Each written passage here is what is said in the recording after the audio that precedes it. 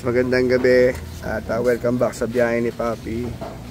Nandito kami ngayon sa Abukay along Tourism Road, General Luna, Siargao. So dito kami ngayon, last night namin dito sa Siargao. Dito kami magdi-dinner. Tapos tignan yun, napakaganda ng lugar mga paps. Kung may budget, maganda kumain dito. Napakaganda ng lugar. Ano, puro lobster oh. Ang lalaki no.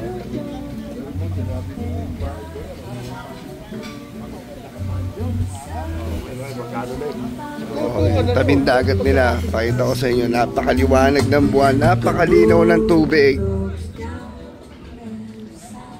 Ayan o,